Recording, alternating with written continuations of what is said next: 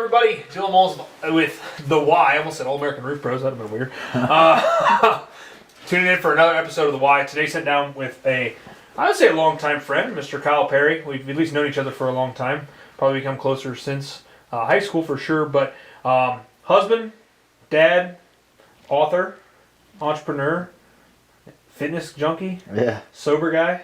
Yeah. Anything else I need to add to that list, brother? That's about it. I mean, just overall, just entrepreneur. I'm about to get into like sales and stuff all together because once you can sell one thing, you can sell anything. You're right, dude. Sales is a gift, dude. And if you have it, you have it. It's the best. It's the best thing you could ever learn how to do. Yeah. It'll change your entire life. Oh, for sure, dude. It's the highest paid profession in the world. Yeah. It's the high. There's no. I mean, doctors are selling prescriptions. Lawyers are selling solutions to your problems. And then you'll find people that suck at it, and they're like, "Well, that's a scam." Like, no, you just don't know how to do it. Yeah. It's all presentation, dude. Yeah. And you come out from a heart of service, it makes a difference. For sure. When you actually care about it. Because, like, people are like, how do I sell fitness? Like, I can tell you don't care about it. You're trying to sell something you're not even that passionate about because you think it'll make you money. You have to believe in the product. Yeah, it'll never make you money because you want it to make you money. You don't want to help people. You want to sell them something. If your heart's in the wrong place, that's what it's over. Cool, man. Well, I like that open. That's awesome. Yeah. Well, why don't you give the audience like a little bit about you, all that good stuff. This is your elevator pitch time. So my name's Kyle Perry. My motto is making men and veterans strong again through destroying their vices and excuses. And the reason I made that my avatar is because I'm a man and I was a veteran. And I was also almost 300 pounds. And I drank almost every single night. I was in the corporate world making over $100,000 a year and I absolutely hated my life. So I'm like, I want to do something different. So I opened my fitness business back up like 9 months ago, and now I make more money than I could ever imagine, and I changed more lives than I could ever imagine. And everyone told me not to quit my job and I was going to lose everything and that my entire life was going to fall apart. And then it was probably the best thing I ever did. And now everyone's asking me how, and I'm like, I showed you how. If anyone watches my Instagram or anything, I document my entire life. Yeah. No, that's good, man. And it's funny that you say that. That's a good lead into a first topic here. Like, when people from the outside world look at what we do for work, it scares them. Yeah. And I tell people constantly, if you put your dreams in the hands of the wrong person, they will be dream killers. 1,000%. Like, it's horrible, dude. They also think it's easier because they're like, I wish I could be a content creator. Like, bro, I work like 20-hour days. Yeah. I wake up in the middle of the night to respond to clients because I have clients overseas. Like, my life is You gotta crazy. hustle, dude. 100%. Yeah, I mean, it's not all hustle. You gotta throw the play in there, too. Yeah. You gotta have fun with it. You gotta enjoy your life. But the thing is, like, I enjoy this. Like, I will do this for the rest of my life whether I go broke or not. That's why I succeed in it. Well, I constantly say, man, like, my wife and I could wind up broken in a cardboard box, and I'd still figure it out. 100%. Like, you sit me back at zero today, I'll be just as, if not more successful than I am today, faster than I was. They had that show when Grant Cardone went on there. Yeah. Same thing. Because after you already know the knowledge of it, same thing with sales. If you already know it, you just can turn it into different assets throughout your whole entire life for the rest of your life. Yeah, it's stuff that you, like, so I had a business fail when I was 19. Well, it failed when I was in my mid-20s, but when I was 19 when I started it. And, like, I tell people all the time, that's the best education you can get is something failing. Was that liquidation thing? No, so liquidations, we just got out in the right time. I had a construction company when I first got out of high school. I didn't know that. Yeah, so we were like doing full service remodeling.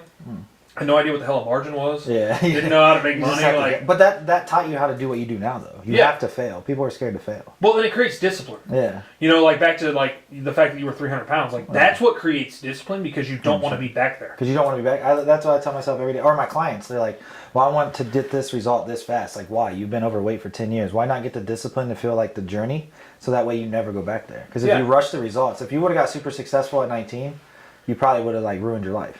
Or I'd just been mediocre. Yeah. I mean, that's what I always go back to. Like, if that business would have been successful, like, I'd have been cool with a $2 or $3 million company and been like, oh, this is fun. This is fun. This is it. And, like... And it would have been easier. And if you believe in, like, religion like I do, like, it all happened at the time it was supposed to happen. You were supposed to fail to learn the lessons to get where you are now. It's God's timing, not ours. 100%. Yeah, like, everything that happens in life happens for a reason. And it doesn't happen for you, it happens to you. Or it doesn't happen to you, it happens for you. For you, exactly. You know, so if you keep that attitude, like, the bad shit isn't bad shit. Yeah. It's not. That's like you introduced me as a husband. Like, I'm going through a separation, kind of, sort of, because, like, my wife wasn't happy with how busy I am. And, like, instead of fighting her, I'm like, okay, you go find what you need to do because I know I'm on my path. Yeah. And if that's not your path, go figure it out, and I'll be here still because I know my path. Well, I apologize for that, man. We didn't really talk about that beforehand. But I we just haven't figured I seen would each other in a tell while. it. No, Like, that's fair. like people won't tell their story and they're like embarrassed. Like, but there is no such thing as embarrassment because it's perspective, right? Like if I think my videos help people, but that person's embarrassed by the videos I make, then like I don't care about your embarrassment over there. Like you can think my videos are cringy all you want, but I don't work a real job anymore. Exactly. Because those cringy videos that you think that aren't worthy, like feed my kids. Exactly, man. And that's at the end of the day. It all comes back to really what makes us happy. Mm-hmm. Like, I constantly tell people, like, I don't give a rat's ass what you do. I just want you to be happy. Like, if you're happy being a janitor, dude, like, the world needs janitors.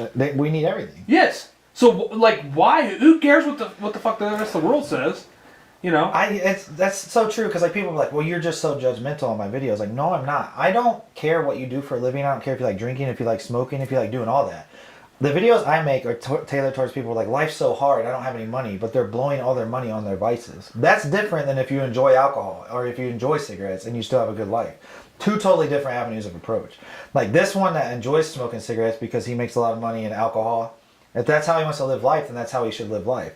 But if that's what's holding you back in life, that's what you need to change. It's when it becomes a problem when it's a problem, 100%. right? Like, so I'm staying sober this whole year. Mm-hmm. It's really just a personal decision. I didn't have a problem. Honestly, I've only struggled with it a few times. Like, and it wasn't even really a struggle, but it was just like the craving was there. Yeah. Right? Like, we were redoing my father-in-law's kitchen, and like when him and I worked together, that's like one of my times to drink. Another one was when I'm out on the golf course. Yeah. Like, those are the two times when I was like, shit. Like, I could use a drink right now. Yeah, you have to almost. Yeah. But it's just a habit. That's habit, in my opinion. Yeah, so if you just go back and say that's just a habit, you weren't dependent. Yeah. Like, there wasn't a problem there. My goals were too big this year to be weighted down by alcohol. You know? And quite frankly, dude, I'm not fucking 20 anymore. And the thing is, like, you won't miss it as much as you think you will. No. Like, when the same thing with diet. Like, people are like, oh my god, if I can't eat these foods, like, then I'm gonna be so stressed out. Or if I can't drink this alcohol, like, dude, I'm sober. I'll be sober for the rest of my life because that's just how I want to be. But like, I'll still drink an alcohol-free beer to feel in the moment. Yeah. There's so many different things you can do to still make yourself feel like you're having fun, to trick your brain, and then it doesn't feel any different. And the best thing about it is you don't wake up the next day feeling like shit. Yeah, well, and that's just it, man. Like, I got a bunch of sober friends, and literally they'll order vodka, or not vodka soda, they'll order club soda with freaking a lime. Yep. And one of my buddies, his podcast is badass, Eric Ober, he puts salt around the rim. He's like, man, I just gotta get I've done that too. I just gotta get the flavor, right? I'll do that too. Or I'll get like sparkling water and I'll put like blue raspberry in it because I used to like sour drinks. Yeah. It literally tastes the same, feels the same. Everything is just, you don't It's get that. placebo Like, effect, right? yeah. Sometimes you even feel better. It's like, dude, I remember when I first started drinking non-alcoholic beers, I'm like, I still kind of feel like that high. But it's not. It's just like placebo. Yeah. So why did you decide to get sober? I definitely had a problem. And it's not like, but you don't realize you have a problem when you're successful and have a problem. Yeah, you're not shit, like, dude. when I'm making making, people that have problems. yeah, like, dude, I'm making like $150,000 a year, but I'm drinking all the time. And like, my wife found me like passed out on my steps one time. I got into like a really bad altercation on my cruise ship where like this dude got really hurt. Like, there's so many bullets I dodged, and then the next day I would wake up like, well, I'm successful. Or I'd be like, because I have a lot You're of leaning friends back on that it as a crutch. Yeah, or I had a lot of friends that died over drugs. I'm like, well, I'm not a druggie. So like, everyone does that too. They'll justify like if you're overweight, you're like, well, I'm not as fat as that guy, or I'm not as broke as that guy. Like, people love to justify it, and that's what I was doing. I'm like, well, I'm successful, so it's not that big of a deal. But then I look back and I'm like, I was setting that standard for my kids. That's what it comes back to. Yeah, and that's what made me change it. No, for sure, man. Like, so I'm doing 75 hard right now, and I'm doing intermittent fasting, which we can go back and forth on why that's not okay based on 75 hard, but it just works for me right now. I like fasting. I love fasting. Not for like muscle building wise, but just like religious, spiritual, how you feel, mental health. So I went to Africa last year. Yeah, oh, that's awesome. And the pastor who was with us, or the evangelist who was with us, said fasting without prayer is suffering. I'm like, shh. That's true. So like, it's been so much easier because like I'm getting ready to do a 48 tomorrow. Yeah.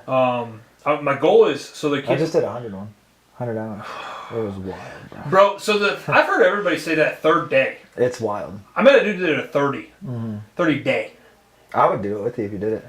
All he drank was a V8 every day. 'Cause you gotta take your salt tablets, because otherwise like your fingernails will fall off and shit. Yeah, if you go that far, you have to supplement with stuff. Well, and the other thing too is like it's back to like I constantly refer things back to a muscle, right? Like you have to work it out, right? So like when it comes to fasting, you can't just say I'm gonna go do a 48 tomorrow. Like you gotta do a 24 and see how that makes you feel, and get over those hunger pains. Like, I could have done, so like yesterday. They go way up to like 48 though. Oh, for sure. You get used to it. Yeah, well, like at 30, so like I did a 30, I did a 23 yesterday unintentionally. Yeah. I just had a busy day. I did that too. Didn't have time to eat, like. I'm like, I haven't ate all day. Dude. So then I freaking, I sit down at dinner, I'm like, I'm really not hungry. Mm-hmm. Like I was having dinner with a prospective sales rep, so I'm like, I'm going to eat, so I'm not a dick. Yeah. But like I gorged myself. Like, but you don't even gorge yourself because your stomach naturally shrinks. Yeah. Yeah. You feel like you ate a lot because that window has been like shut down for so long. The crazy thing about fasting is like I'll have people in my industry that are like, why do you fast? It's not beneficial for muscle building. Like, why does everything have to be beneficial for one part? Like, why can't I go work on my mental health and maybe sacrifice some muscle? Because like muscle memory is a real thing. I'll get it back. But you can't. Once you have the mask, you can put the mask back on. Yeah, and you can't ever fix like mental health if you get too far down. Cleanse your body, but it cleanses you, dude. Yeah, it's like you feel amazing off of it. Oh, for sure, dude. When I do a 36, like, so I'll do a 36. I'll like start it at 8 p.m. and then start it. This 48, I'm starting tonight at 8. Yeah. And then I'll run it through 8 p.m. on Saturday, and I probably won't even eat Saturday, so it'll probably end up being a true like 50 by the time it's all said and done, because I probably won't eat until after church on Sunday. And you can see it in people's face, bro. Like you can tell that you don't drink alcohol and you fast now, because like your face looks clear, like healthier. Well, I've lost 20 pounds too. Yeah, Like, it's just like, and my face looks like that too. Like if you're fat like me, dude, and you fast, like you lose 5 pounds a freaking instantly, day, bro. instantly. Like It's crazy. It's easy to just shed the shit off. And then on top of that, since your stomach shrinks, as long as you create new habits, because it all comes back to like people bitch about Weight Watchers because it doesn't do anything. Well, it does, because it's portion control. 100%. You know, but where I was going with that, so like you said about like I justify things back, so I'm like I started chewing Zins after I started, because it's appetite suppressant, right? It's like it's easy to throw on my lip, not worry about eating, like takes your mind. But I justified as, oh well, I'm not smoking, I'm not vaping. I'm not saying it's good for your body. I mean, nicotine itself is healthy for you. Yeah. Like if you do nicotine patches, there's not much downside because it's really good for your brain. Yes, it provides clarity. Yeah. So like Zen, there's not really much in Zen compared to like if you were doing a little bit of artificial flavors. Yeah, that's about it, and it's about the same as me drinking this. Well, I quit those, man. Yeah. I got to the point where I started. I was on freaking. I would drink. You started drinking like 4 a day. I was drinking 4 First Forms, and which are probably the best energy drink like amazing. Biologically on the market, right? They taste good. Yo, dude, Angel's got some good shit. And it's not even like it doesn't even give me energy. I just like the taste. That's my problem. Yeah. Dude, I would literally I remember the first time I drank one. I drank it like really late.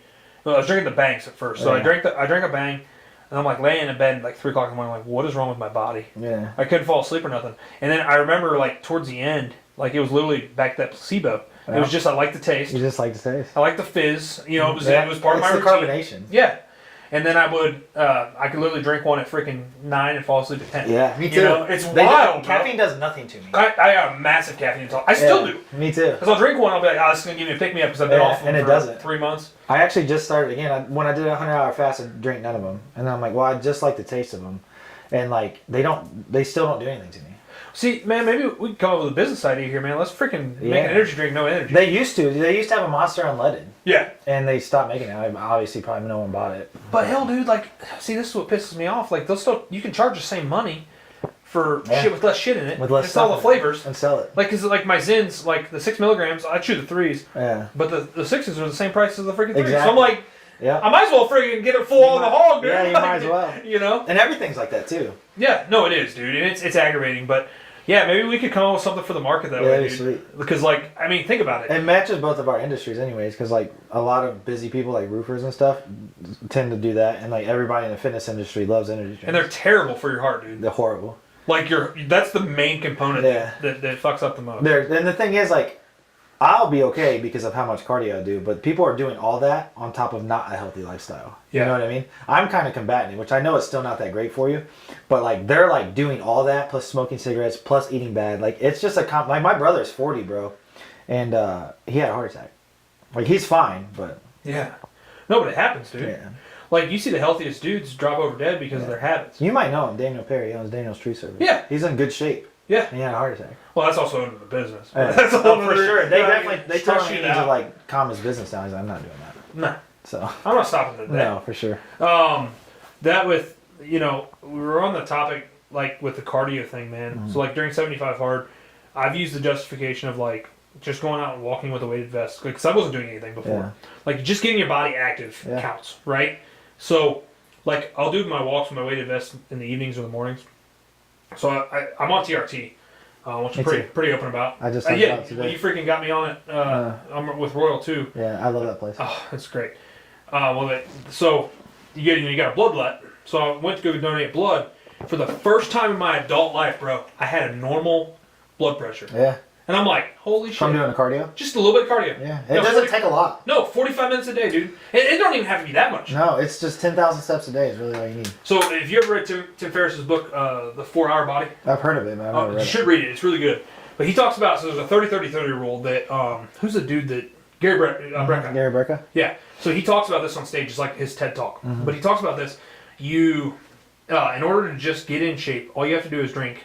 What do you have to do? You have to do 30 minutes of cardio, drink 30 ounces of water, or have 30 grams of protein, good protein. Right. And do 30 minutes of low, you're the fitness guy. What's low intensity cardio? Like where your heart rate's below 135. Yeah, so you can do lifts and you just walk on a treadmill. What I do is I just walk on an incline treadmill for 15 to 20 minutes. Dude, incline treadmill is better than freaking run on. Yeah. For calorie burning. And it's just easier on your body, on your impact, on your knees, like all that stuff. Most people have bad knees, so like what's the point of running? No. Dude, I'm 250 pounds. I don't even run anymore. No, it's not even that beneficial. It's actually like, because most people are going to run with bad form, so they're doing worse for their body than they're doing good. Exactly.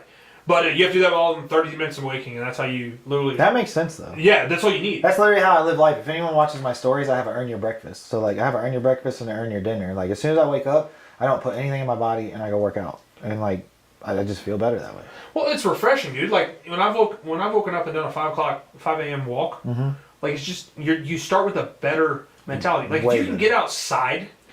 Like if COVID taught us anything, it was like we needed to be outside more. I tell people that all the time, and then people, what they don't understand is, like, they're like, I can't live my life like that for that long. But like, once you build that health, it only takes 10% of the effort to keep it. Yeah. So like, just do it for 90 days, and then you only need 10% of the effort to keep those results. But in that 90 days, you're gonna change your habits, your mindset, and everything. Like you're gonna feel so much better. You're not gonna want to stop doing it. Yeah. That's the whole point of 75 Hard. Yeah, no, it is. That's what got me sober at first, actually. Yeah. Because like I used to work with First Form. I've actually kicked it with Andy Purcell in person. No shit. Yeah, I got pictures and like I kicked it with him and Birdman and Wes Watson. No kidding, dude. The Nick guy that has like no arms and legs, that motivational Nick guy. Sasso? Yeah. I saw him speak at freaking. He was at RoofCon. He actually uses my video editor. No shit. Yeah, because I kicked it with his manager and him. Yeah. That's awesome, dude. He's a really laid back dude, man. He's one of those sleepers. One of the nicest humans on the planet. Oh, he is too. He did. My team constantly talks about. So we take our entire team down to RoofCon every year. And we see speakers. My team constantly talks about Nick Sasso as like the He's a great guy. Like he's phenomenal. He was with Tony Robbins for a while. Yeah, that's who taught him. Now he teaches other people. Correct. So the way I met him is Wes Watson's my mentor, and then he mentors people. Well, they all had like a mentoring it was called the Boston Sit Down.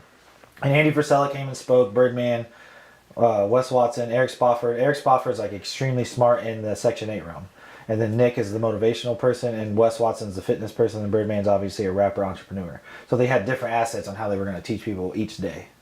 Nice, dude. It was sweet. It was probably the best thing I ever. And I made so much money from that event because like people were like, why would you pay to go to that? Like I've met some of my highest paying ticket people there because you meet good people at good events. Well, that's a good point because like as entrepreneurs, we understand that we got to spend money to make money. Yeah. But everybody's like, oh, don't do like back to that corporate mentality. Yeah. Like, oh, don't do that. You'll go broke or you'll go broke. Like, dude, every time I've spent money, like invested in me.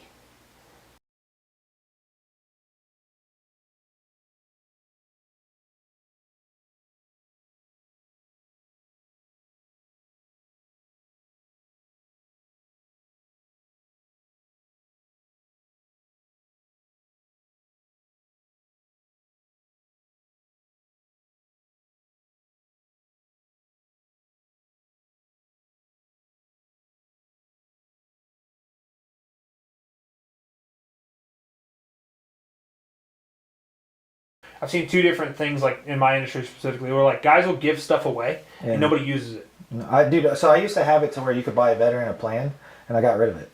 Yeah, because they won't do shit. They won't do it. So like, and I also used to like, if you remember, I used to charge $50 a month. Now I charge $300, and my most like sold plan is $750 for 3 months. I always try to get people to buy that $750 a month for the 3 months, not because I want more money at the time, but because if you spend that chunk of change. You're invested. You're like, oh, I have to do this now. If you give me $50, like you don't care. That's why Planet Fitness does so good, and that's why no one goes and cancels it because it's only $10. Well, and that's why there's guys in your industry that are able to charge guys in other industries like high level guys. Yeah. $3,000 a month. Dude, because it's got to be a pain point. I have a high ticket program too for high level entrepreneurs, and it's $1,500 a month. And if you pay a year in full, it's $10,000. I've had people give me the $10,000 and then never follow it because $10,000 is still not enough for them to. They have care. to be able to have pain associated. Yeah, because they make $1 million a month and $10,000 is nothing. Yep, because it's literally easier for me to just eat shit. Yeah. And not do anything. But some of them will pay me to say, "Oh, I have a coach," to make themselves feel better. It's vanity. And like I'll even be like, "Do you want your money back?" And they're like, "No, I'm gonna do it eventually." I'm like, "That's crazy." If you're going to do it eventually, why don't you do it now? Let's start right. You already paid me. Why not just start? Yeah, what's the old saying? The best time to plant a tree was 20 years ago. Yeah. The second best time's now. Right now. Like, stop saying you're going to do stuff. But then I'll tell people, some people, because like they're like, "Well, why don't you charge $50 a month anymore?" Like, you know how many clients I have to live a good life, and like, $50 a month is not enough for you to care. No, it's not enough of an investment. And people will say they can't afford it. Like they're like, "I can't afford $300 a month," and I'll literally be like, "Okay, let's go through your bank account and let me show you how much you're blowing." And like the average American right now, like that I've went through, is minimum like $600 to $1,000, but they don't think they have it. No. Like things like energy drinks, cigarettes, alcohol, fast food every day. I remember when we were growing up, bro. Like our parents would only take us to get McDonald's like once a week, and it was like a luxury. Now it's a staple. It's 3 times a day now for most people. Yep. No, and it's a habit, right? So I like that you brought that back up because my mission to Africa, which I'll get you hooked up if you want to go. Like you should go. I do want to do You'd that. fit it. So like we had a bunch of dudes with tattoos and like I'm, facial hair. Like they don't have tattoos. They don't have facial hair. They don't have arm hair. I was just talking about this with a customer yesterday. And so the kids would like come up to you and rub your arms, and like the tattoo guys, they'd rub their arms, and because it's abnormal. But like they're making. So let me try to remember this. That you can buy a live-in servant because they still have that over there. We were in Uganda for I think $50 or $60 a month. Yeah. A month. My buddy lives in the Philippines, and he's like, it's only $300 a month to have a full-time nanny. Yes. So here we have a real bad problem with trying to compare ourselves to. I call it the keeping up with the Joneses syndrome, where I have to have this status symbol, and that's why we lack a lot of happiness here. Is because we're trying to fulfill with false shit. Oh, yeah, 100%. They're doing the real stuff, man. They're like, we watch these people worship for 7 hours. Yeah. Like, I mean, it was worship music. It was like a concert, right? Yeah. But like, still, they're worshiping for 7 freaking hours, bro. Like, we get mad when church runs over for freaking 5 minutes. Yeah. That's funny. That's true, though. Even me, I'm really religious, bro, and I'll get agitated sometimes because I have such a busy schedule. Dude, and then I catch myself. I'm like, why am I mad? Like, this is the best feeling I've felt in like all week. Yeah. I was just talking to one of my reps yesterday. He went to a church and he didn't feel very welcomed. And he just didn't like the congregation. He's like, well, I think I'm the only person in human history to walk into a church and come out more unhappy than the day I went in. I've been to churches like that, especially because I'm so tatted. Like, I feel like they're judging me. But the church I go to now is amazing. Oh, our church is phenomenal, dude. Like, they said, so I think we lined pretty well on this. But like, where do you go? The chapel in Norwalk. So I live in Norwalk now. Yeah. The chapel's phenomenal, but when we sat down for the membership meeting, they're like, hey, so they actually go as far as like they won't marry you in the church if you live together. Yeah. Which, hey, your Bible states it. Right. Like you're not. Yeah. It's not okay. Yeah. Right. But they also went back to the thing of like, and I'm conservative in most of my viewpoints, but I'm more libertarian, to be honest with you. Like I don't give a rat's ass what you do, just don't affect me. I'm the same way. Yeah. So like they said, and we don't get very political on here, but that's fine. This is my podcast. I do whatever the hell I want. So we. They in the meeting they said, hey, if you're homosexual or gay or lesbian or however they worded it, they're like, we don't care. That's fine. We want to love on you. We want you to be here. You just can't get married here. Yeah. And I'm like, you know what? That's my viewpoint. Like, just don't bring it into my church. That's fair, though. Just don't bring it into my church. Yeah. Like, if you want to be in my church and be part of the congregation, like, I'm here for it. Yeah. Like, I want to love on you because, I go back to the same conversation of everyone wants to be Christ-like till it's time to be Christ-like. Yeah. Like, stop freaking passing judgment on people. When Christ sat with the woman at the well, right? I go back to that story a lot, but like, it's a perfect representation of when we pass judgment on folks for the wrong reasons, right? Because the woman at the well, I don't know if you remember the story, but I'll share it for the audience. He sat down with the woman at the well and he said, you've been with, I think it's 6, and you've had 6 husbands and the man you're living with isn't your husband. But he still loved on her. Right. And like, the most important, there's one verse that I feel like is more important than any other. It's John 3:16, it's the one you learned in Bible school. Whoever believes in him shall never perish. It doesn't matter. It didn't have a contingency attached to it. It didn't say and, if, but. Now. It gave me goosebumps. Thanks, bro.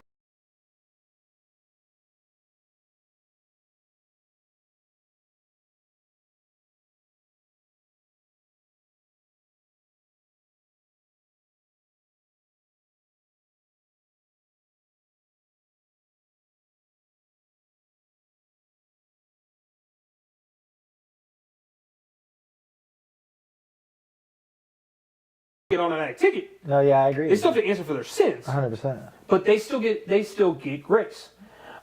They just have to want it. It's just like the conversation we're having about, health and fitness. You have to want it. 1,000%. Because if you don't want it, then your heart never changes, then it doesn't matter. And the thing is, you have to want it, and then you have to get around people that won't let your past go. Yeah, it's like getting sober, dude. Yeah, because I had a lot of that since I've got baptized and sober, and people are like, well, you did this 2 years ago. Like, that person no longer, I'm not even on that plane of existence anymore. No. That Kyle no longer exists on this earth. So you can't even bring that up because I'm no longer that person. So you have to get away from all those people. But I used to be a very judgmental person. I really, really, really, really used to judge transgenders. Yeah. And now I talk to this guy that used to be a girl that's a transgender almost every day. And they helped me through all the stuff I said I was going through with my wife. And they were there talking to me every day. And I used to be one of the most judgmental people towards that. But then I started to realize every day I talk about how you should be yourself and go chase your dreams and chase your purpose. If they internally feel like that, I can't tell them they don't feel like that. You're talking on both sides of your mouth. I can't tell them they don't feel like that because they do.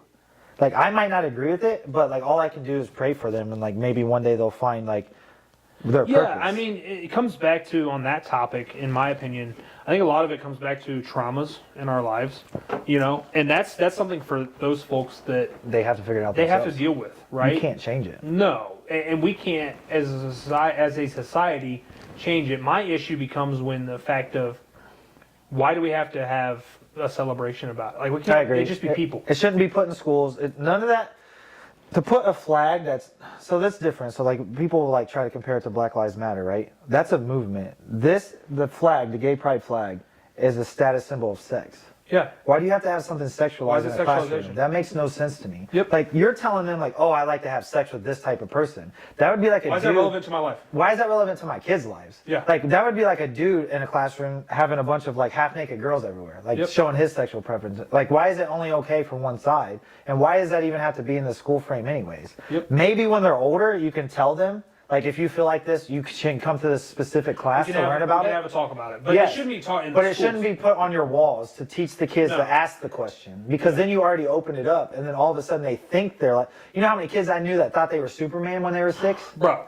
You know what I mean? If they can't make the decision, if I can't go buy nicotine because I'm not 21, how the hell can we let a child decide their sex? Yeah, that's where the movement or whatever the cause or however you want to verb it. It goes wrong. Yeah, it's got the 100%. Wrong message, bro. Yeah, it really does. I mean, and even I'm just a lover of people. I genuinely am a people builder, so I even struggle a little bit with the BLM stuff, just because you're people, you're an American. I understand what the ideology is behind it, but don't use it as a crutch. It made sense, but they ruined it. Everyone ruined it. Yes. Both sides. In the beginning, I think it had good intentions. Yes, but then both sides ruined it, just like they ruined everything. Yes. Because they put their selfish needs in it, and they didn't look at the message and how they could have. If they would have did it right, everybody would have came together because we all agree that every life matters, and then we wouldn't have fought. The government does that though. I mean, we're not going to get political. No, and it's the same thing with religion. Same thing with religion, fitness. They always pair the opposite side to fight against each other, instead of the bigger message of we could all just be better people if we agree with the message that those lives matter. Thomas Jefferson said it best that all men are endowed by his Creator together with these unalienable rights, with the Bill of Rights. All men, and that includes women today. I understand that we could go back in the political or back in the history of political stuff and say oh well they excluded women, they excluded blacks. That's all changed. Yeah. It's a different world. And I struggle a little bit with it from the aspect of, and this comes back to no man is born without sin, right? Mm-hmm. We still have our own vices and our own 100%. judgments and stuff like that. But at the end of the day, I struggle with it when Americans get involved. Now that I've been to Africa, I was on a podcast and the guy asked me, he's like, "Why do you care so much about Africa?" I was like, "If you saw the people there and the work, I literally saw 20 dudes on a Sunday scooping probably shitty shovels, full of dirt into a freaking bro. I couldn't get a damn American if I At all. dreamt it up." So what changed my mind on that? Your brother probably feels the same way. As you meet people from different countries that join the military to get out of the way of their country. I met one of my good friends. He's I literally had to leave because if you didn't go to a Fidel Castro meeting that he was going to have, you would get your head cut off. Yeah. And then we complain about the smallest things over here. Bro. Yeah, our problems are not that big if we open it up. Now I don't think even our broke people have cell phones. Yep.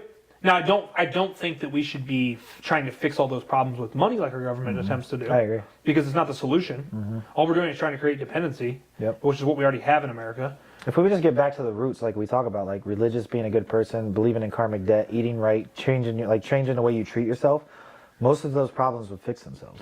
Well, and it comes back to too, like with the religious roots. Like I also believe our God is a just God. So like even the other religions can't be entirely wrong. Now, in my belief in Christianity, I struggle with it a little bit from the aspect of you have to believe in Christ, that he was the Messiah. But you also have to realize that most of the religions look at him as a prophet at the minimum. Yeah. So like I believe our God is a just enough God because being in the military that most Islamic people aren't radicals. Just like most Jews aren't radicals. Like for the most part, there's radicals in Christian. Look at Johnstown. Exactly. Look at freaking a lot of them. The freaking crazy ass Mormons that are marrying 20 wives. I don't know how they put up with that shit. Me either. The thing is, bro, like I love my wife. The thing is, like. It's funny because I'm a Christian, but I really like the Muslim culture. Like, just the things they talk about, because they take it more serious. Because our religion, like, they won't stick up for Christ. But if you make fun of a Muslim, dude, it's over for you. Yeah. So, like, I really like their beliefs a lot. The devoutness, yeah. Yes, I can appreciate it. And, like, I would just rather you be religious in some facet, because I know if you're religious, you're going to be a better person to me. Because you have morals. And I don't care what you believe. It's a moral high ground. Yeah, so I know I can trust you more as a person morally.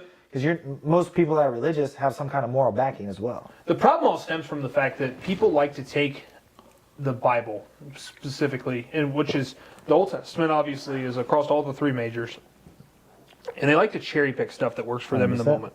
And instead of saying, "Hey, my whole Bible, the principles of my whole Bible," when we talk about Christianity, boils back to that Christ loved everyone. It doesn't have anything else. There's nothing else. No, that's it. Like just love. And that's what His amazing grace is. You know, when he hung up on the cross next to the two, they called them, when it's translated it from Hebrew, they're just called criminals, right? But I mean, you don't get crucified for nothing, right? So these were bad dudes, right? They hung with on the cross, and all they needed to do was believe, right? He said, "You'll see me in paradise." Like it doesn't. It doesn't come back off of that anymore. It just comes back to living a good life after you find it, and then staying on the path. You can't say once, "Oh, yeah, I'm a believer," and then go do all the stupid shit. And it's also okay to like mess up too, because like I'll have times where like people will push every button in my body, and then I come back to the old me for a second. But I'm like, I also am allowed to defend myself. Just because I'm a good person doesn't mean I can let you say all these things about me and expect to, because accountability needs to exist in the world too. Because like ever since I became like a really good person, people just think they can just say whatever they want. Like my whole brand and business is built on accountability. So when I call you out for something that you did to me, the only thing it's going to do is you're going to get your feelings hurt because I finally unleashed again. And 2, it's going to help my business more. And 3, it's okay to go back because they'll be like, "See, you didn't change." Like I did. But you brought the old me back out of me, but you knew what you were doing. You did that, yeah. You did that, and you knew that's what you were trying to do. Because if you weren't trying to do that, you never would have had that next phrase in your mouth. Well, yeah, and that goes back to like when we talk about the 10 Commandments, everybody wants to say that murder is just murder, like killing, but you can kill with your tongue. Yeah, 100%. And like that's probably the most dangerous weapon. If it wasn't, Hitler couldn't have did what he did. Oh yeah, dude, you don't motivate that many people. Yeah, like, it for sure, dude. Imagine if someone was that powerful with their tongue, but for the good things. I know, man. You have another Jesus. That would be crazy, dude. You know, I've always said that. I say that on a lot of podcasts. But the problem is it's all suppressed. Yeah. It's all suppressed. And it comes back to the way that, you know, like I said, not to get too political, but our media is there's suppression on it. 100%. You know, the way we digest Andy things. Frisella talks about that a lot. Yo, I know. And like, another thing I don't like about society is like, because I talk about divine feminine and masculine energy all the time. Like, they want to pit men and women against each other, but you need a strong woman and a man combined to be able to heal the world. You do, and that's where that comes back to. Like, I think our society's ruined it. You know, agree. Where we have tried to, like, there are things that my wife does, dude, I can never do. Like. One, exactly. Having our baby for sure, right? Yeah. Like that's an easy, obvious one. But like, there's other things like just the way my wife nurtures, right? It's natural to them. Yes, and it's natural. And we want to, like, we're too worried about in today's world making everything even. Mm-hmm.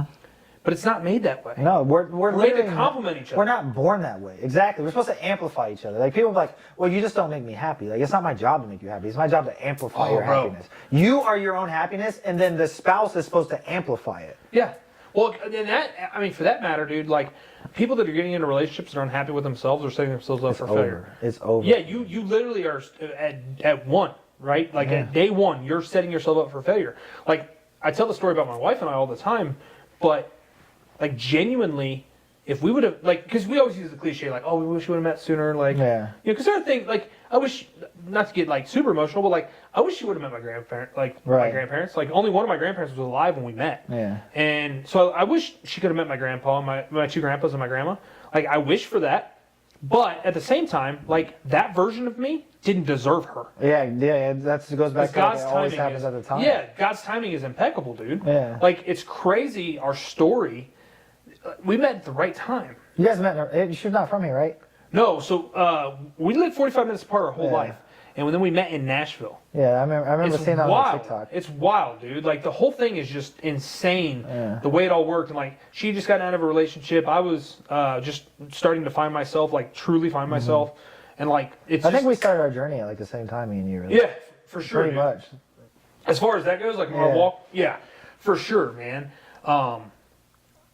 So it's just nuts, dude. Like if you just let it be in God's hands, like I've heard people say that, right? And like give it to God, and it genuinely works that way. It's true, bro. Now, if I go pray for a garden, right, and I don't do the work, and I'm not going to have a garden. It's always like everything that sounds cliche, like it all sounds cliche, but it's all true. Like if you love yourself, people will love you back. Yep. If you put it in God's hands, everything will align like it's supposed to. Like the thing is, like what I was saying, like me and my wife, how we're like working on a separation is like we're not even mad at each other.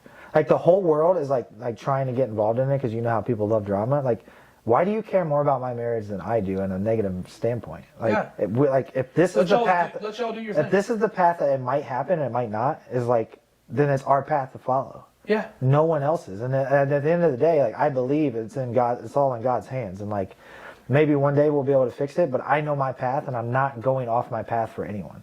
Yeah, man. Well, and you have to not worry about what the world thinks, especially being. The Bible says, "Do not stress 365 times on purpose," because it's saying it every single day. And like, I talk about this a lot. Like the universe, there is no good and bad. There is no right or wrong. Well, there is technically, but like the world just is. Like if you do something wrong to me, if I react to it, the only thing that does is mess me up more. Well, so I have to it just is move forward.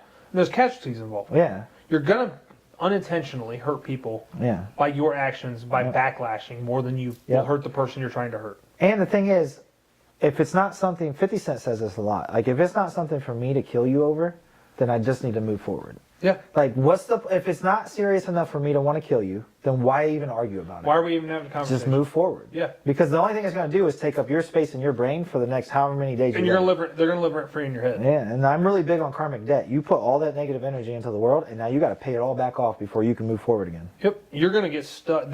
I believe that there is some form of karma or a just God or however you want to put it, right? Like they'll get it. Eventually, something will.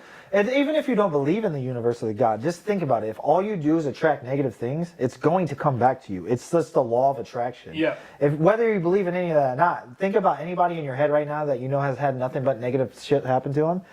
Think about what they say and the things they think about. Yep. It's negative. If everything that comes out of your mouth, because our tongue has power.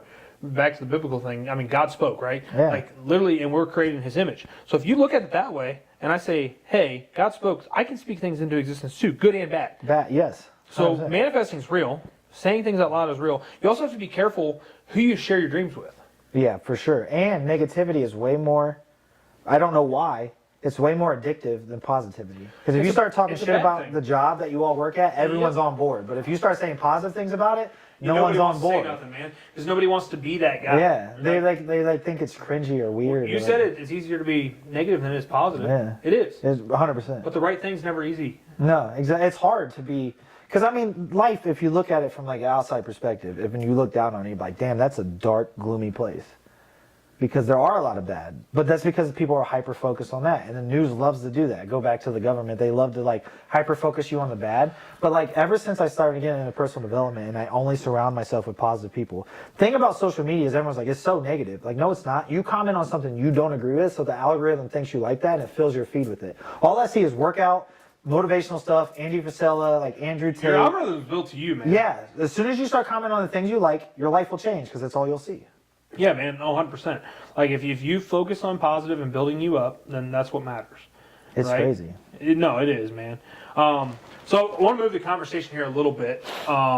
We had talked a little bit about, you know, your path and your journey and what that is. Like, what would you say the hardest part of that was for you on this, you know, couple-year walk? The loneliest road you'll ever go down. When you start to get sober and you start to do the things that everyone else does, they'll start to... It's weird because you don't think you're better than them, but they think you think you're better than them. As soon as you say, I don't drink, they're like, oh, you're no fun. Like, well, I can't drink. I'm like, I didn't say you couldn't drink. I said, I don't drink. Yeah. Or they'll be like, why can't you just do this and have fun with us? Like, why can't I have fun without that? Like, why do I have to drink to have fun? Like, why are you mad about my choice? Have you noticed, though, that it's created, like, a ripple effect for people around you, though? Yeah, well, it didn't change. The thing is, it didn't change the people around me. It changed the people around me. Yeah, so it brought different people into me. It's because you are what you attract. And, like, especially I talk about, like, the divine feminine energy and masculine energy and, like, all these things. Is before, like, a lot of guys and girls, they look at each other as, like, sexual beings. The amount of conversations I've had with females with no sexual attention is crazy because the way I talk now brings females that also don't look like men like that. And you need to be able to have conversations with females to unlock the other part of your brain that most people never go through. Well, that's a good point, too, man, because, like, we're too often worried about the vanity portion of it instead of who they are as people. And, like, your morals on your spouse have to align. Yeah, 100%. And, like, if you're just focused on finding the sexiest girl, however you want to put it, right? And I'm not saying my wife's not gorgeous. That's not what I'm saying at all. I know what you mean. But what I mean is, like, I find her sexier for who she is as a person than I do for her looks. The looks are like the cherry on top. And if we're too worried about freaking, you know, because when I was worried about that vanity piece, dude, I was finding turds, Me man. too. And even if you worry, like, let's say, okay, let's go on to the vanity thing, right? You can be, I'm telling you right now, if a girl's watching this and she doesn't believe us, you could be a 5 in looks, but if your personality is a 10, I'm going to love you more than the girl that looks way better because the way I know you're going to treat me. And internally, if you're happy with yourself, you want the person that's going to treat you better versus the person you think you're going to be proud of walking around with you. Because that person right there, bro. If they don't have a good attitude, the first time you piss them off, they're going to use their body to get more attention from someone else because you made them mad. And that good person right there would never do that. Yeah, and well, it comes back to the content of the character, right? Like, if the character's intact, then that's what matters at the end of the day. You know, and at the end of the day, what you really have to look at is, like, if you're getting into a marriage for the purpose of what a marriage is, right? To be with that person for the rest of your life, those looks will fade. You're not. You won't even care the same anymore. fucking person, and right? you won't even care anymore. No, because like we all know the people that have been in relationships and like they start to hate each other and the looks don't matter. Yep. You almost like don't even think they're attractive anymore because you're so aggravated. Oh, bro, there's some 10s that I've been like, yeah, bro. Once I look back in my old, I look back in my old relationships. I'm like, I don't even know how I thought that person was attractive because the person they are internally is so like. It's disgusting. It disgusts you from like the bottom of your heart. I don't even know how I was able to hang out with that person. Yeah. Well, I'll throw my wife out there. I'll throw her under the bus. So she's 7.5 months pregnant. She'll be 8 months once this probably comes out. Maybe the baby will be here. I don't know. I tell her every day, I'm like, you're gorgeous. Then, like, I mean, by the technical definition, you know, she's got a baby in her freaking belly, dude. Right. Like, but to me, that's beautiful. Yeah. And, like, it's my child, so that's even better. But, like, I don't care. Yeah. Like, all the shit that she worries about, like, I don't care. Dude, I think girls think we care more than we actually do. 100%. Because they're like, the world tells them. They're like, well, I look like this, or I need to do this with my eyelashes, or I need to do this. Like, I literally don't pay attention to any of that. No. I've never once like looked at a girl and I'm like, her eyelashes aren't that long. Yeah, Have you? Bro, no, I can't. Like, you know what I'm saying? I've never. She's wearing 3/8 instead of like, half inch. I've never done that, and I don't know any dude that's done that. Like, you might notice it after they do it, like, oh, I guess that does look kind of cool. But like, in the moment, you would never look at a girl like, I wish her lips were a little fuller, or like, I wish this, like. They're more worried about themselves than we are. Yeah, 100%. And it's come back to some insecurities, and that all boils back to some trauma at some point in time or another. Yeah, and the same thing with us. Like, I used to be like this I am still aggressive by nature because I like to be aggressive. You're type A. That's just like, I know that's the type, if I'm aggressive on camera, someone will be able to handle my coaching. But like, I used to do that a lot because of all the trauma I carried around. Like I was saying, like most men are scared to talk about crying, or like when I did that 100-hour fast, bro, and I was going through like what I was going through with my wife, I've cried more than I've ever cried in my entire life. And most men won't even admit they've ever cried. Bro, I cry at least once every 2 weeks. Dude, me too. Dude, at this point, I cry like every couple days. Just like, and it's not even like sad crying. Just like, I'm happy at life. Oh, dude, I get happiness tears more than I get yeah, sad it's like, tears, and bro. like so many men are scared to talk about the emotions. Like, bro, but once you unlock your emotions, and another thing about society, like, I'm depressed. Like, no, you're not. You're just fucking sad. And it's okay to be sad. Why are we scared of sadness? Why are we scared of anxiety? Why are we scared of crying? Like, if you get in tune with your emotions, you'll realize they're not as scary as you think. Unbox it. Yeah, There's and then you'll there. feel better, and you can treat people better. The person I unlocked when I like got sober, found God, and like the way I can treat people now in general, let alone in a relationship, is something I never could have did if I didn't like learn how to cry, learn how to like unbox myself and reflect. Well, just because you've been a little open about it, I do want to ask. So, like, do you feel like with you and your wife that it just became something where, and tell me to fuck off if I'm wrong. I'm open to talk about it, but like. Reflecting on it now, because it sounds like you've done a lot of it. Like, do you feel like it's something where that version that you were was better suited to be your husband than the version that 1,000%, and that's what we talked about. And the thing is, like, when you go down this path and someone's not there with you, and like she's told me this, and I told her I was going to start telling my story, is like she felt like I was forcing her to be someone she didn't want to be. Because when you try to force someone this deep into personal development, they start to resent you. Yeah. Because they feel like you're dragging them somewhere they don't want to be. Yeah. I should have waited longer and let her go through her own journey. And that's why now I'm not mad that she made a decision like, I want to go find out who I am. And I remember a really big fan of Kevin Gates, and him and his wife did that same thing. And then they've still been married for 20 years. Because it's not all negative, man. It doesn't have to be. Like, you don't have to hate someone because they don't like where you're at right now. Because, like, back in the day, like, and everyone knows it from the cities, like, I used to be like this very like aggressive eye for an eye, like gangster type of person, and that's the type of persona like my wife's always liked. So like as I became softer and as I became like this really good person, it's almost like she's married to a whole new person now, and it was too fast for her. But we all become new people. Yeah, and that's normal. Like, we've been married for 10 years, and just sometimes like maybe like, and the thing that like sucks for me is like I'm very religious and I don't even really believe in divorce, but like I can't force something. No, man, because if you force it, it's just going to be worse. It's just, then it's going to be more resentment and more things. And like, there's a point in time, like, she wants to kind of fix it now, but like, I'm at the point, like, it's been like months. I'm like, I don't even know, like, are we supposed to?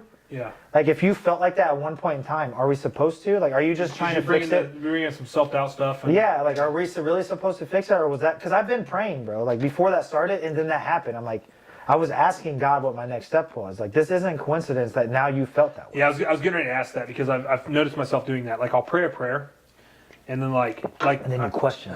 I'm like, why the hell did I pray that? Yeah. I'm a freaking idiot, dude. Yeah, because he's gonna give it to you. No, you're gonna get it. Yeah. You just don't know when, right? Yeah.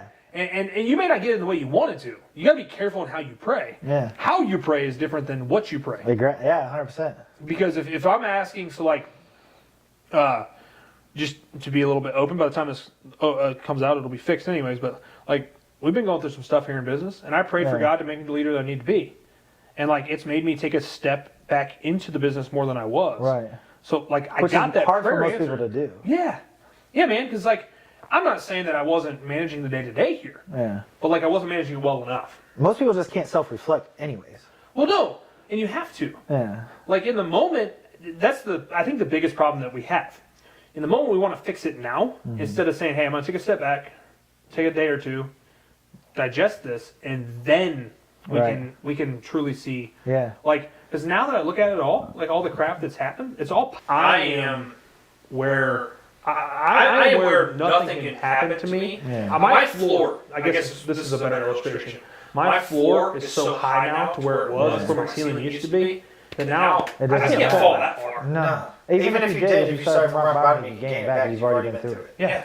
That's like I tell people all the time. Oh, it'd be a hell of a lot more efficient. Yeah, and I always tell people all the time, like, well, how are you so confident, like, the self-fitness and know what to do, like, good for you? Like, bro, I have the confidence in myself, like, I could still stand on a beach. Period. And then, like, how do you have the confidence? You just work through it. Well, some of it, too, man, is just natural, inherent self-ability. Like, I have the gift, bro. Like, I don't know what it is. Yeah. I think we're all just born to do something. Yeah. And like most people are scared to go find it. Yeah, I can sell ice cream Eskimo, dude. Yeah. I mean, you could literally give me that. I could go pedal that freaking energy drink and never drink one. Yeah. Be like, here, this is the best thing you've ever had. Dude, it's just like once you unlock it, you can't just. It's just like once you learn how to ride a bike, it's game over. Yeah. Why do you think that is? I just think it's just naturally in you. Like if you can sell, you can sell. If you can do fitness, you can do fitness. Or if you like this, you can just do it. Like we've all met people. Same with like pro athletes. They were destined to do that. Their genetics are just that good. And I could go and practice basketball for the rest of my life, 12 hours a day, and never be as good as LeBron James because it's not in my DNA.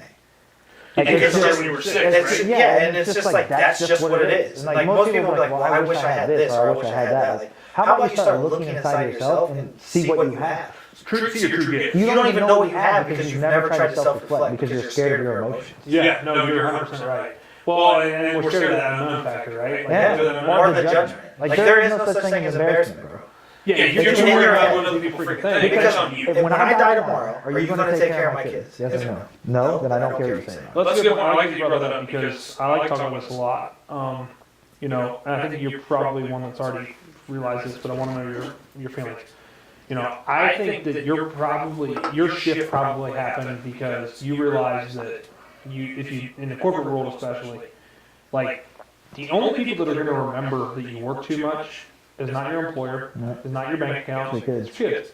They're going to remember everything, brother. They may not listen to you, but they will emulate you. Yep. And that's exactly why I changed my life because I wanted to set the standard for my kids.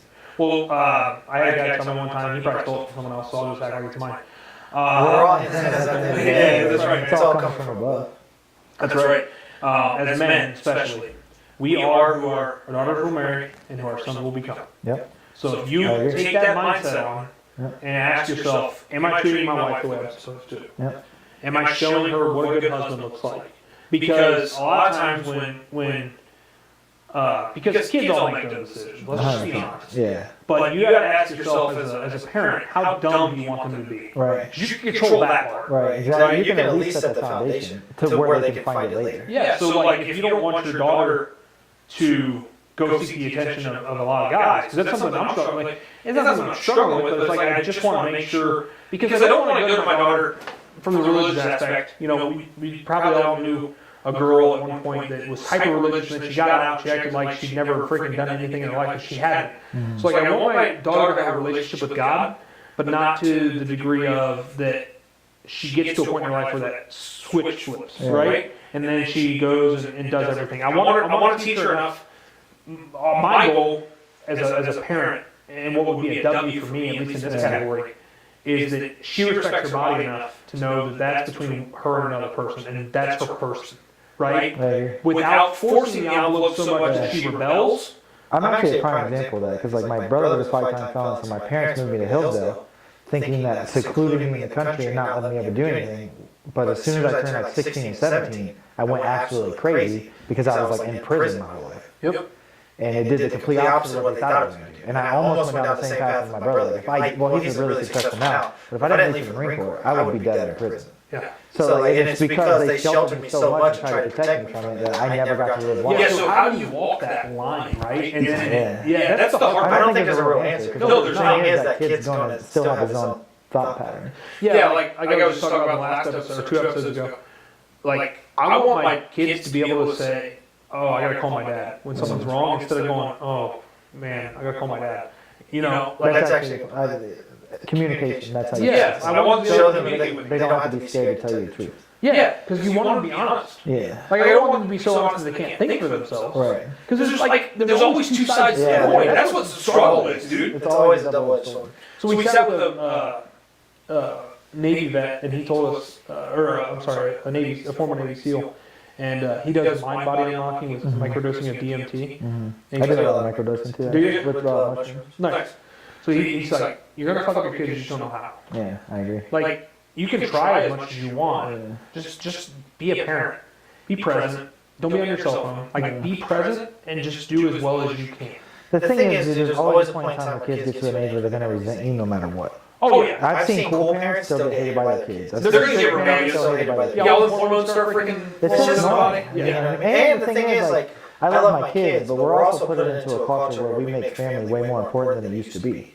because we have social media, we have cell phones. You used to move away and then you would see each other when you saw each other. Now it's like, I need my son to call me every day when he moves out because I'm his dad. Like, why can't he go live his life? Yeah, let him go. Let him call you when he wants to call you. It's okay. Yeah, like it's like we give everyone instant access to our lives, and it's not supposed to be like that. Yeah. No, I agree, man. What?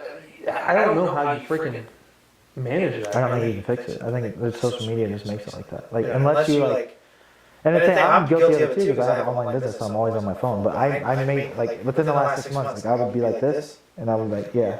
Now I'm like, because you're pressed. What do you need? Yeah, exactly. And then I go back to my business. But the thing that sucks about fitness is, if someone messes with me right now, when we first started this, I lost the sale because fitness is an emotional state of mind. Yep. That's the only reason I'm like hesitant to like ever put my phone down because 10 minutes from now you don't feel fat anymore, or you don't feel out of shape, or you don't feel around. Yeah, go just find someone else. Yeah, like so you have to find that balance. Yeah.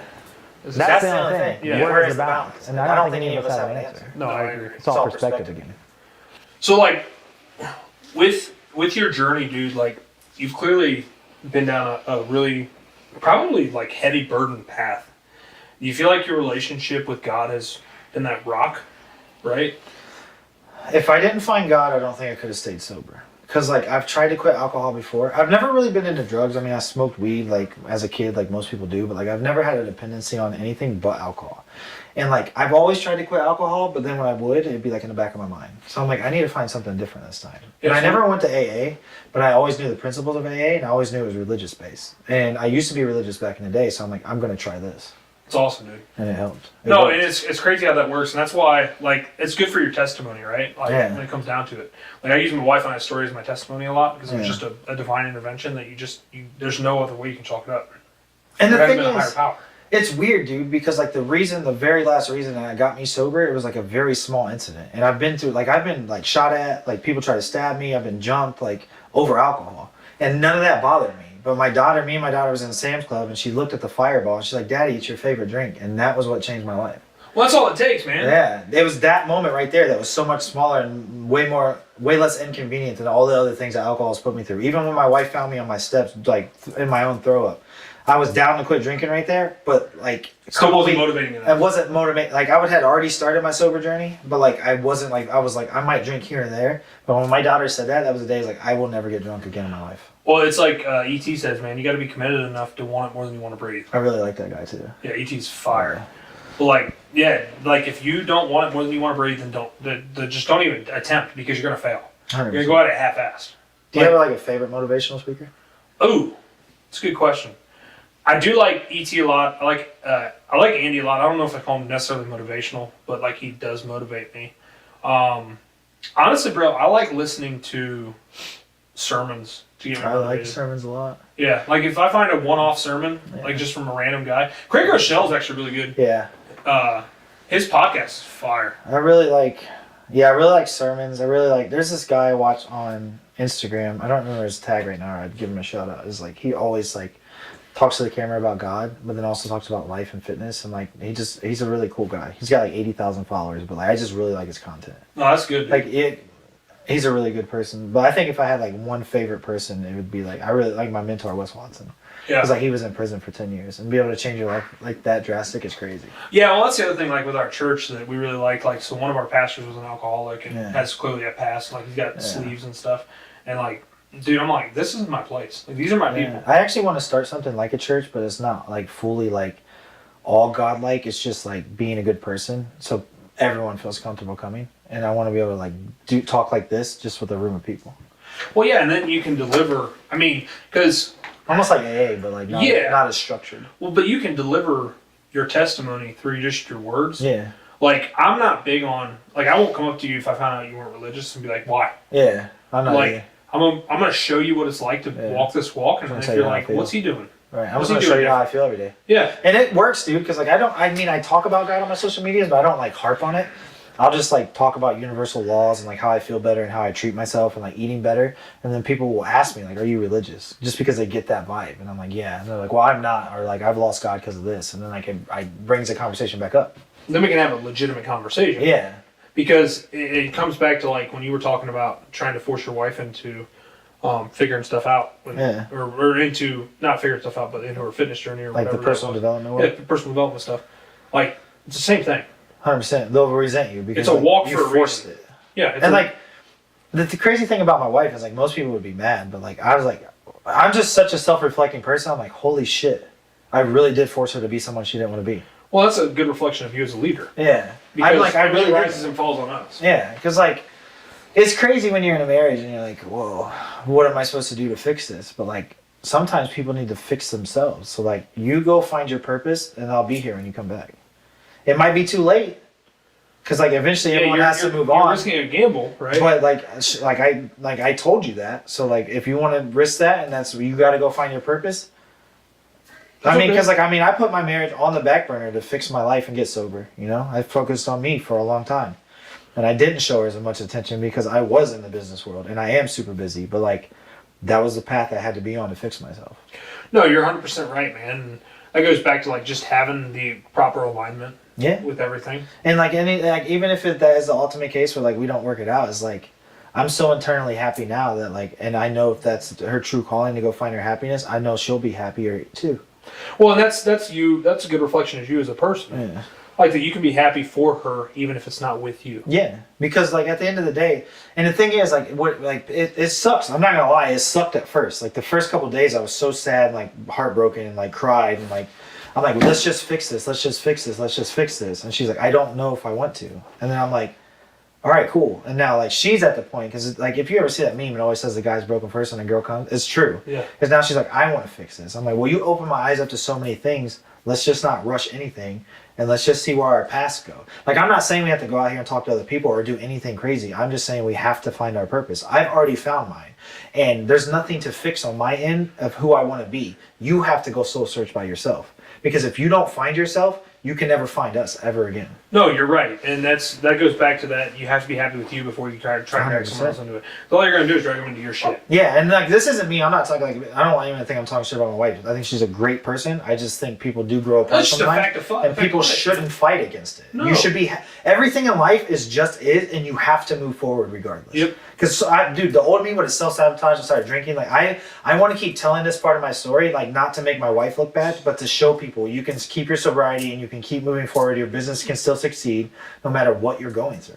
Because it's always been my motto. It's like just keep moving forward. I say constantly, it is what it is. Yeah, Like, it literally just is. I There's can't nothing control else. this. Control the variables, man. No, Control you the can't. controllable. You can control yourself, and that's about it. And like once you can control yourself so much, a lot of this shit won't even affect you like you think it will. No. You'll be sad for a second, but after that, you're like, it is what it is. Like, Yeah, you'll grieve. I think it's probably yeah, and that's just normal. You're gonna grieve anything, even if it's a 2-month relationship or a 10-year relationship. Like, if you have emotions for a person, you have to go through the grieving process. It's natural. And the thing is, like, I keep looking at it like, well, she's still alive, so like, my wife didn't die. She can still be a person in my life, or like, I didn't lose a kid. Like, I might lose some time with them, but like, they didn't die. And there's people out there that lost their spouse. There's people out there that lost their kids. Somebody There's people out always there has it dead worse. that woke up this morning that already passed away today. So my life is still not that bad. It's always a good day. Yeah, Gotta wake shit as up. long as you're breathing and everyone that you love is breathing, no matter what else happens, it doesn't matter. No, you're exactly right, man. You're exactly right. Why do you think? Let's go back to like. So your brother's pretty successful in the tree business. You're pretty successful in the fitness space. Why do you think that is? Like, what do you think sparked that for you guys? Because I'm sure it's something. It has to come back to childhood a little bit, right? I think we had such a crazy upbringing. Like, my mom is a great person, but she's not a loving person. So me and my brother and my sister never felt loved at all. So we always chased being a better person over and over and over again. Trying to achieve her love. Trying to achieve something. Yeah. Like, I just want someone to tell me they're proud of me. Gratification. And my brother, I can't speak for him, but I mean, I would assume he feels the same way I do because we went through the same things. And it didn't affect my sister the same way. My sister took it the other way, and she just likes living life, having a decent job, and just staying at home all day. Which is fine. Which is fine. And there's times where she's like, I think we should start a business together. I'm like, but it's just not in you.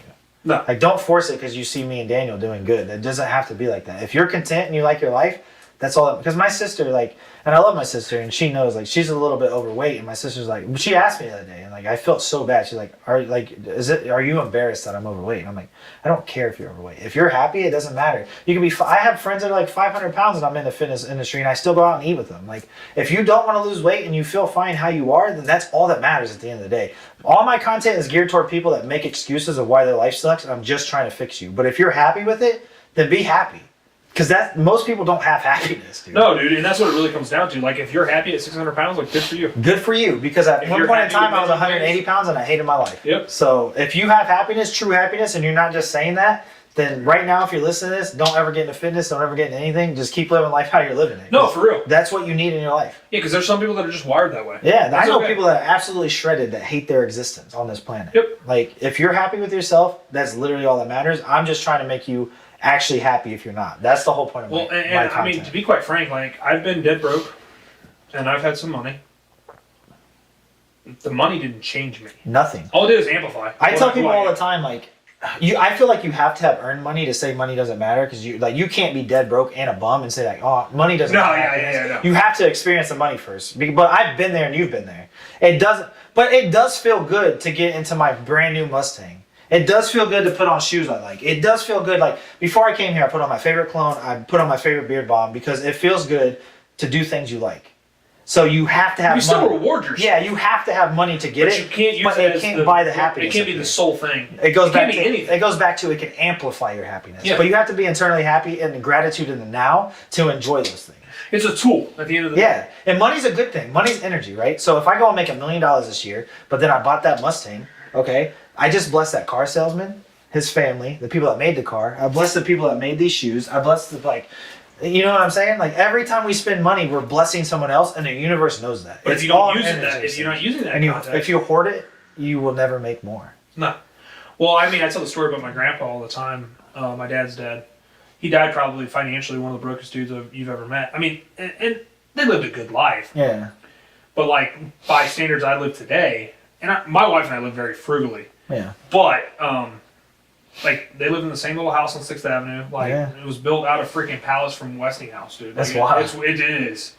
And he died one of the brokest financial dudes. I mean, you know, he's in that statistic category. Yeah. Just, you know, they got by.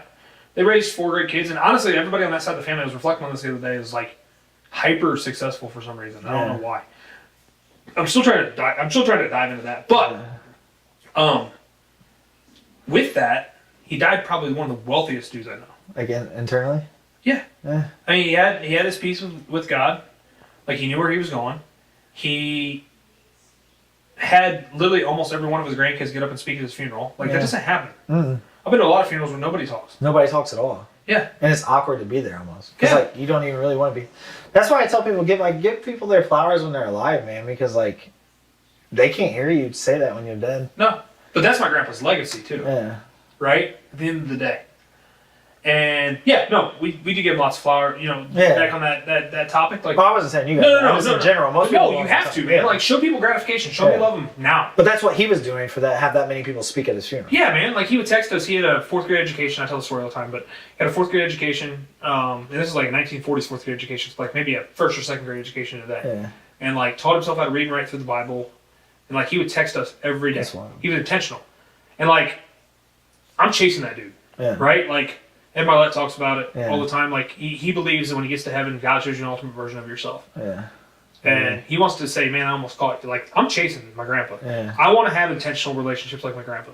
have I an want aunt to make like phone that. calls. I have my an aunt grandpa. like that loves God so much. Like, you could literally stab her, and she would be like, "I'm sorry, you're having a bad day," and that's like the ultimate enlightenment I want to get to. Yeah, it's like Which sucks ultimate because you're gonna peace. get ran over. But at the same time, when you're that enlightenment, you don't even realize you're being ran over. Yeah, and I also struggle with that too, though, because like my mentality. I mean, I love winning. Yeah, me too. Like, But I mean, that's why we're I'll be- successful. Yeah, I'll be a little vain. Like, I Yeah. love winning. So like, yeah, there is a part of me that's probably pretty toxic that I'm like, Yeah, you fuck me over. All right, I'm the same way. I got you. Like, I'm gonna figure out a way to make sure that it doesn't happen again. Yeah, I actually just had a situation like that, and I don't even regret it. Like, this dude in my networking group knew me and my wife were separating, and he's been like trying to talk to her, and like she showed me the conversation, and she didn't like try to hit back on the dude, But I messaged him, I'm like, every networking opportunity you ever had is fucked. Yep. And that's not because I'm selfish. It's because you thought you were going to do to me what you thought you were going to do, and I would never know. So now I'm going to do everything that I should do to you because I know. Yeah, it's almost like we can do it from a moral high ground. Yeah, like I'm now because I helped him make money because he's in my group and he's below me, and I'm so high up that I have enough so many networking opportunities. Like, you'll never be able to do any of these things that I've been doing for these other people. Yeah, because you worked hard to get it. Because you decided to be a selfish person. No, that's a good point, man. Because like we can take people away from the fruits of our labor too. Yeah. Like these are my fruits, man. Yeah, I built my social media and I was letting you write off of it, and like. You thought you were doing some slick stuff because you didn't think me and my wife still talked about those things. But like, we're still best friends. Yeah, exactly. Like, you know how many dudes I know here that are supposed to be my friend that message her? Like, how are you and Kyle? Like, aren't you my friend? Shouldn't you ask me how I am? Like, I know your intentions, bro. I'm not stupid. And she tells me. So next time when you ask me how to start your business or how to do this, I know instead I'm going to sink you. Yep. Because that's the energy you put into the world. And it might be an eye for an eye, but you thought you were going to do that to me behind my back. So I'm going to do it to you in the public eye and tell everyone. Yeah. No, and I think that there is some, and that goes back to being a heathen saved by grace, right? Yeah. Like, I can still do dumb shit. Yeah. And I'm allowed to. Yeah. I'm allowed to make mistakes. And no sin's above any other. I'm fully okay with answering for those. Mm-hmm. You got to pay the piper eventually. Yeah. But at the same time, like, God made me competitive for a reason. It's in us on purpose. Yeah. God loved warriors too. He told people to prepare for war. Yes, he did. So how like they say that all the time. They're like, well, if you go into the military, like how are you gonna like have to kill people and still love God? Like he loved warriors, and if it's for a purpose on the earth and it needed to happen, you can be forgiven for it. If you're doing it for the right reasons. Yeah. All day. And that's the same reason why I'm so tatted, because like I know people relate to this person because this is how people look nowadays, and they have to be able to receive the message to ever get it. So like if I'm cussing a little bit and I'm tatted, just like the veterans I try to help that have been blown up and screamed at and all these things, they're going to relate way more to me than someone like a preacher, for instance, that has no tattoos, no bad background, just telling them that they need to change their lives. Because they're like, what the fuck has this dude ever been through for me to listen? Yeah, and I'm not saying these guys don't have a purpose, right? No, yeah, they do. But it's much easier for me to relate to someone that has a similar background. And if you relate to them, then... Because people tell me all the time, like, your business can't work. It's too aggressive. Like, I don't have a job. It's already working. Right. Yeah, exactly. So some lady at the gas station the other day, she's like, how are you ever going to get a job with those tattoos? I'm like, you work at the gas station. Nothing against people that work there. No, yeah. But that judgment mindset right there is why you are right here where you are at 50 years old. Yeah. Well, I'm relational, not transactional, man. Like, I'm 100% the same way. I'm looking at the relationship on how, Yeah. like, with our suppliers and stuff, like, I don't care about how much money you can save me. I don't care about what kind of service you can provide me, right? And it all comes back to that, man. Like, if we can create relationships, like, that's where the value and everything is. 100%. Right? And the world rises and falls on communication. And people notice how good you run your business and put God towards it. Because like when I put that picture out there where it's like your motivational thing about Jesus when you first walk in, and Trent Cooper messaged me. He's like, I love how that's a good company. They always put Jesus in their content. Yeah, we put it first, dude. Yeah. Like it's... And people notice that stuff. You know? Yeah, like it's... Well, and two, like I find that it helps with morale. Oh, for right? sure. Like even if someone's not on a walk at all, Yeah. like they're sitting still, like that's okay. Yeah. But maybe I can help to inspire you while you're here. Yeah. Like just to ignite the spark. Even if you don't even take it in a religious sense, like you just take it as like, that's a motivational thing. I'm going to be motivated today. Because like, you might never find your path with Jesus because some people just don't. But if I can still be a good person in your life because of Jesus, I still did my purpose for you. Exactly. And I don't need you to find anything. I just need you to know I'm here for you. Yeah. Period. Yeah, and that's what Christ does, man. Yeah. And people all the time are like, well, like, you're only in it for the money. Like, if I was in it for the money, bro, I would have stayed in the corporate bro, world. I hate that because shit. this is horrible. I get so much hate and deal with so many negative things that it, like, sometimes knocks me off my path. And I didn't deal with that in the corporate world. I just made money, went home. Well, and it all comes, like, I don't know if you... I hate a must be nice motherfucker. Dude. Oh, my God. Those like, guys, and there's another one. I'll remember. Especially in fitness. It must be nice to have abs. Like, bro, have you seen my old pictures? I was not even in good shape. I was skinny fat in high school my whole life. I've never had abs. And now I have abs at 31 years old because I finally figured out how to actually take care of myself. Yeah, and those two guys are always the same guy, right? The must be nice guy and the not my job guy. Those are my two least favorite people. I remember when I got promoted. So back into the corporate world, I'll tell this story really fast because it's important on like what you just said. As I left Job and Family Services, so I used to do Medicaid and food stamps and stuff. I was making $16 an hour doing that. I applied for this place. I call it I don't want to talk about the name. Applied for this place that I knew that was a good company. I did so good in my interview because of my mindset. They created a job opportunity for me. They created environmental health and safety because they needed one, and they needed to be able to get me into the door because they had already hired the person for my job. I then worked from environmental health and safety to like stepping in for the shift supervisor because they didn't have one, and then I would take over the plant manager when they were gone because the lady that was the plant manager at the time was Air Force Reserve, so she would go to Germany for a month. So then I would just fulfill that. Well, she decided to leave, so I applied for it. So I've already been doing it, so I got it. There used to be 2 plant managers. This plant manager decided to step down, so they're like, "You're doing so good, take both." So they created 2 positions into one. I went from making $16 an hour within 3 years to making $100,000 plus bonus. All because I carry this mindset. And like everybody would always be like, "That's not my job," and I'd be like, "Put it in my hands." Yeah, I got you. Because they're like, "How'd you get promoted?" I'm like, "Bro, my hands would be full, and I'd be like stacking on top." Yeah, you want to get something done, give it to a business. I'd be first one in and last one out, no matter what. And that's just how, if you don't want to put that much work in, then you'll never be that guy that you keep saying that job's easy. And I'm telling you right now, that job that you think that you want in the office chair is harder than the one you're on the ground with. Yep, 100%. That job that you think is physical and sucks, I'm telling you, when you get into that office, it's way worse. Yeah, bro, 100%. Like I tell people all the time, I would much rather be working with my hands every day than working with my 100%. I would, if I could go back in time and like I would have did like obviously started my business, I wouldn't have taken for granted how good it is to be a floor level person because there's no real stress there. No.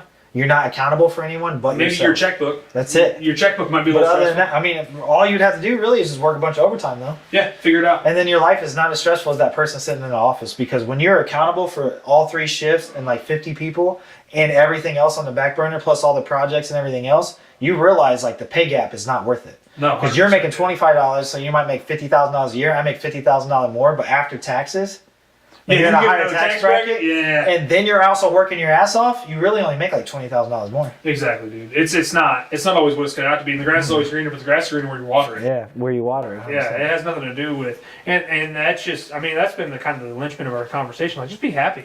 That's it, bro. It all breaks down to like, are you happy doing what you're doing? Like, and people are so scared to like try the next job. Because like, what if it doesn't work? Like, well, what if it does? Yeah, stop looking at the negative. What if it does? And if it doesn't, you can go back to that place. You know how easy it is to get a job right now because nobody wants to Oh, work? I know, dude. I had to hire some bums when I was a plant manager because that's all I had. I need to take. bodies, That's bro. all I had. Give me the zombies Just from Walking somebody. Dead. I'll make I it saw work. a dude walk in. I'm like, I would never hire this dude, but I have to. Just the way he dressed. He had like a top hat on and like the way he dressed. I'm like, he doesn't even look serious. And I had to hire him. Yeah. He's still at that place right now. Hey. Like, bro, you shouldn't even have been there. You're probably a rock star now. Yeah, like that's what I'm saying. Like you just like sometimes you just get lucky. No, you do. And that's, you know, as managers, sometimes we judge a book by its cover. We do it unintentionally. And they end up being rock stars. Yeah. Because you put you give them enough responsibility and they'll Yeah. thrive. It's just hard not to. Like, you know you're coming to a job interview. You should have the most pristine everything. Because, like, you know you have competition. Well, inherently, as humans, we freaking naturally just judge. Yeah. I talk about that with my reps all the time. Like, just look presentable. They're judging you before you even hit the door. I was literally just telling a girl that. She's in the real estate game. And I'm like, you'll do good. I'm like, because you're a pretty person. And if nobody wants to admit it or not, they like people that look good. And if that person is going to be the one that sells me the house versus the person that looks dirty and grimy, I'm going with this one. 100%. Doesn't matter. You can say all you want that that's not how life works. It's how life works. Yeah, bro. Most people won't admit it. I had to overcome, like, when I first got into sales when I was 19, 20. Like, I had to overcome that like, trust factor, right? Yeah. And, like, I just overcame it by being super knowledgeable. Yeah. And now, like, I have the seasoning on me for what we do.